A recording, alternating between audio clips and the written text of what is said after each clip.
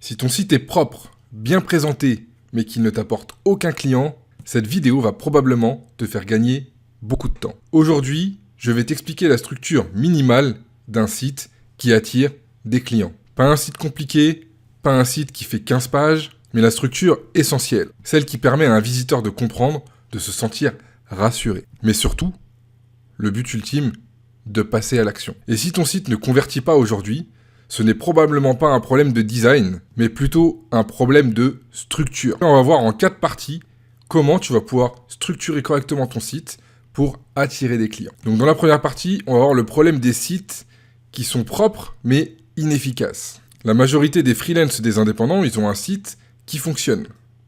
Et c'est certainement ton cas. Le site est en ligne, responsive, plutôt joli et sans bug. Et pourtant, aucune demande, aucun message, aucun client. Parce que le site en question n'a pas été pensé conversion, mais plutôt comme une vitrine. Un visiteur qui arrive sur ton site, il ne veut surtout pas admirer ton design, lire toute ton histoire, comprendre comment tu travailles en détail. Il veut une seule chose, savoir s'il est au bon endroit pour résoudre son problème. Et ça va passer par une structure optimale.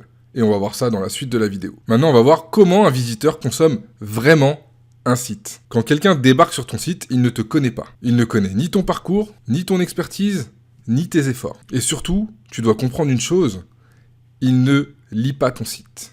Il le scanne. Ce qu'il va vraiment regarder, ça va être les titres, les premières phrases et les boutons d'appel à l'action. Et en quelques secondes, il va se poser inconsciemment 3 questions. Est-ce que ce site est pour moi? Est-ce que ça répond à mon problème? Qu'est-ce que je suis censé faire maintenant? Si ton site ne répond pas clairement à ces 3 questions, le visiteur repart. Pas parce que ton site est nul, juste parce que ton site n'est pas clair. Donc maintenant, on va voir la structure minimale en 4 blocs qui va te permettre de guider ton visiteur et surtout de lui faire comprendre comment tu vas pouvoir l'aider. Un site qui attire des clients repose sur une structure très simple. Bien plus simple que ce que tu peux imaginer. Personnellement, moi j'utilise cette structure en 4 blocs pour tous les clients à qui je fais des sites. Le premier bloc, il va traiter du problème. C'est la première chose à faire, c'est de montrer à ton visiteur que tu comprends son problème. Le but ici, c'est pas d'expliquer ton service, toute ton expertise, toute ta technique. Ça, le visiteur à cette étape-là, il s'en fiche royalement. Tu dois mettre des mots sur ce qu'il vit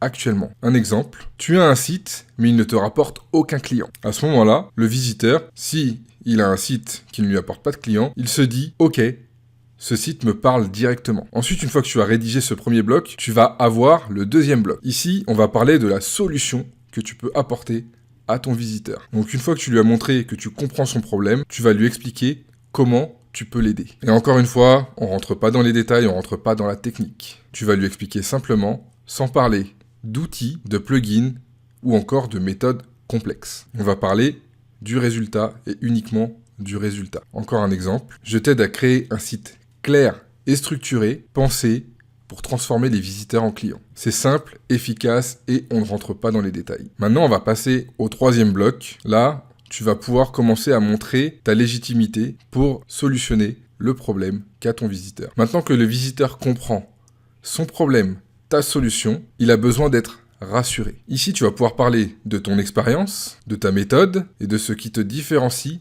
des autres. Mais encore une fois, pas besoin d'en faire des caisses. Tu dois en dire juste assez pour que le visiteur se dise « Ok, cette personne sait de quoi elle parle ». Et maintenant, on va passer au quatrième bloc. C'est souvent celui qui est délaissé. Ça va être l'action que doit faire ton visiteur. Parce que si tu ne dis pas au visiteur ce qu'il doit faire, ok, il saura qu'il a un problème, il va connaître ta solution, il va savoir que tu es la bonne personne pour résoudre son problème, mais il n'ira pas chercher le formulaire de contact sur le lien en haut à droite ou en bas du menu. Si tu lui dis pas quoi faire, il va quitter ton site. Le passage à l'action, ça va être une seule action, ça doit être clair et ça doit être visible. Par exemple, ça va être un bouton avec marqué en gros ou en majuscule, me contacter. Ça peut être un formulaire pour faire une demande de devis ou ça peut être un calendrier en ligne qui est intégré sur ton site pour prendre rendez-vous avec toi. Et ne fais pas l'erreur de vouloir mettre plusieurs actions. Parce que si tu laisses plusieurs choix à un visiteur, tu as vraiment 80% de chances qu'il ne prenne pas de décision et tu vas encore passer à côté d'un client potentiel. Et maintenant, on va passer à la quatrième partie de cette vidéo. Est-ce que tu dois faire un site d'une page ou un site avec plusieurs pages? Ça, c'est une question qui revient souvent et je vais y répondre rapidement. Je vais être clair, net et précis. Pour la plupart des freelances et des indépendants, un site d'une seule page suffit largement. Et je vais t'expliquer pourquoi. Parce qu'un site d'une page, il va être clair, il va être plus direct et il va être plus facile à comprendre. Et encore une fois, c'est de la psychologie. Moins tu vas laisser de choix à la personne qui va arriver sur ton site, moins tu vas lui laisser de distraction, plus tu vas l'accompagner et plus tu as de chances que ce visiteur se transforme en client. Donc retiens bien une chose, ce qui compte, c'est pas le nombre de pages, ça va être la logique du parcours que tu proposes à ton visiteur. Un site d'une seule page, bien structuré, convertira bien mieux qu'un site de 10 pages mal organisé. Et pour conclure cette vidéo, je vais te faire travailler un peu. Prends un papier, un stylo, et je vais t'inviter à dessiner justement ta structure en 4 blocs, où tu vas mettre le problème, ta solution, ton expertise et le bouton de passage à l'action. Ça n'a pas besoin d'être parfait, mais ça va t'apporter de la clarté au niveau de la structure de ton site. Donc fais ça maintenant et tu me remercieras en commentaire.